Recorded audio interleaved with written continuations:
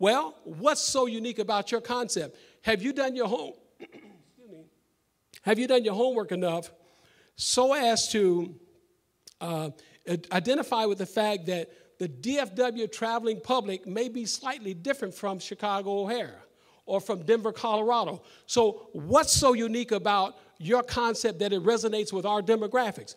Have you looked at the terminal that, in fact, we have the RFP out for? If the terminal is a terminal that is just a local terminal, if you will, and you're giving something that's completely adverse to what we're looking for, think about what you're presenting.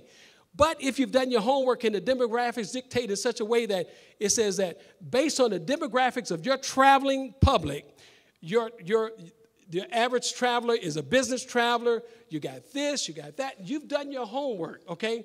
The average income is XYZ.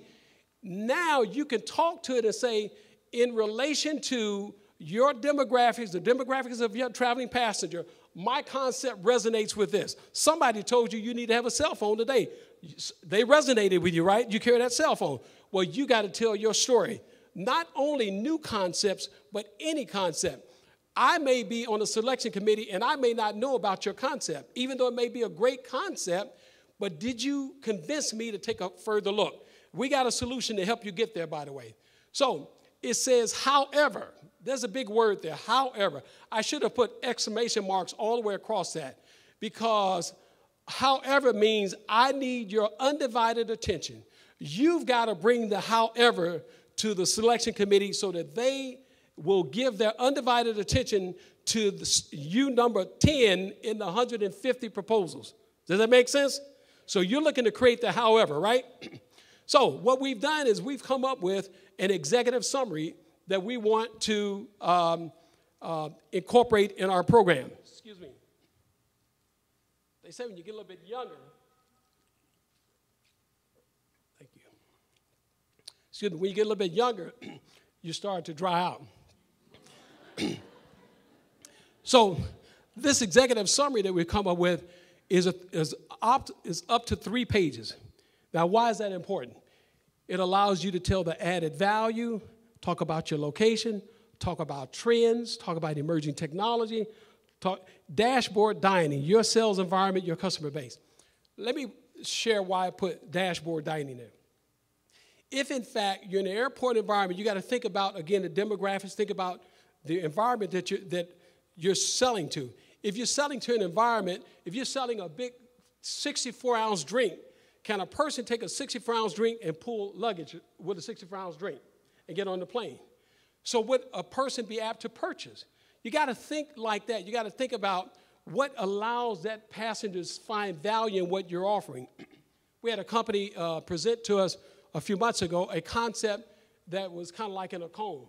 Made all of the sense in the world because we could see, and you could see a customer buying that. So tell your story, what's different about, what's the value, what you bring. That executive summary allows you to go back to the 5 key components: concept, experience, okay, rent to the airport, financial, ACDB. That may be something very unique that you need to call out. In that executive summary, what you do, this is very important. You say, here is relative to our concept. Our concept yields this. However, remember I said however.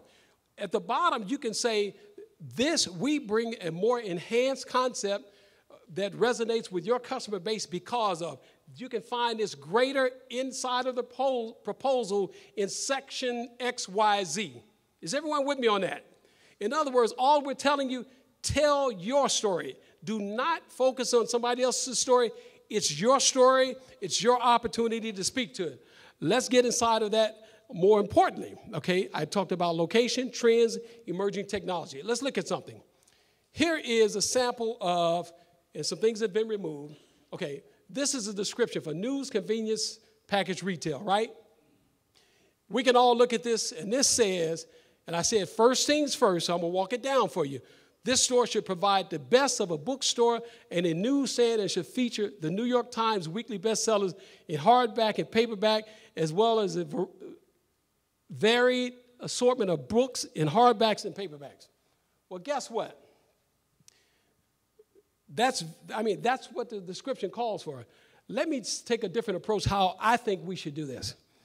I think you should take it and break it out. So you got your team. Has the exact same information. It says this store should provide what? You're looking at, I got this. The best of a bookstore and newsstand should feature New York Times. Did you answer that? Check. A varied assortment of books and hard. Did you answer that? Check. Should also offer innovative, current, and emerging reading technology. Hello. Did we just talk about technology and trends and whatever? That's what this description is asking for. Did you address that? Also, selling space may include a section of health, beauty aids. Did you address that? Okay? You'd be surprised to know when we've sat in our debriefings, as we reviewed, we went back and we realized that, guess what? Was not answered. And the very companies that sat in and reviewed it said, we dropped the ball. We've not had one yet that has not said it.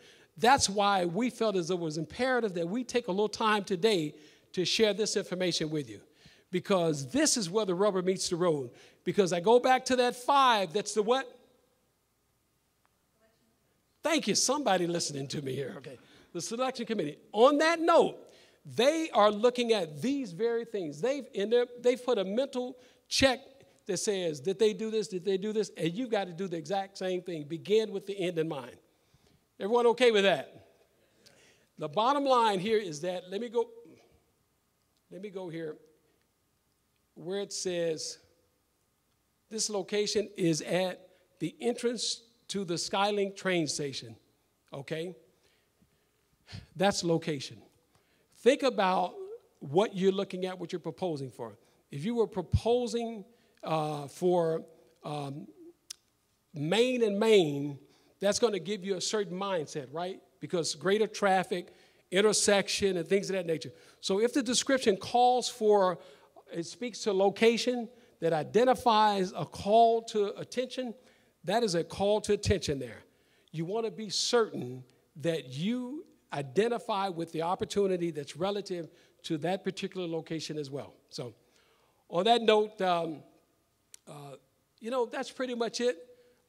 It's all about you answering the questions that have been presented before you in the proposal, and how well you tell your story determines how well that selection committee can get the aha moment and determine as to whether or not you need to advance for further consideration. So before we bring up the next, they're telling me move forward, okay. So on that note, if you have any questions, we'd like for you to jot your questions down. We'd like to answer the questions, but that's why you have the cards so that we can address that, okay?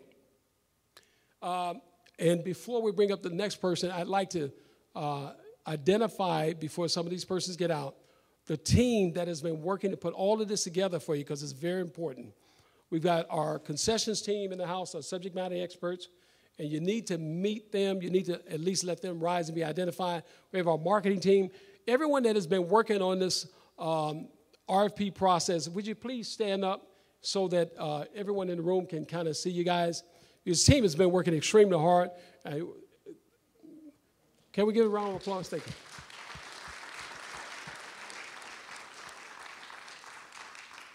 Okay, and on that note, I think I'm bringing up Suzanne Cruz-Sewell, our AVP of Business Diversity and Development. And Suzanne is going to talk about the ACDBE participation, which is one of the key areas that we talked about in the debriefings. Thank you.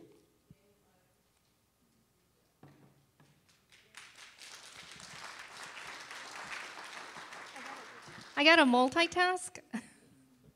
So as Michael said, in a nutshell, all you have to do is read the proposal, answer the question, and is that me, or I've really had a long day here.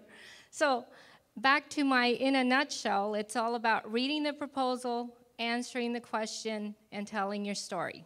So next speaker is who? No, okay, just kidding. Are y'all awake? Do we need to get up and stretch a little bit? Okay, so who all has picked up the RFP? Come on, hold your hand up high. So how many sections do I have, or does the airport have in the ACDBE participation? How many goals do we have?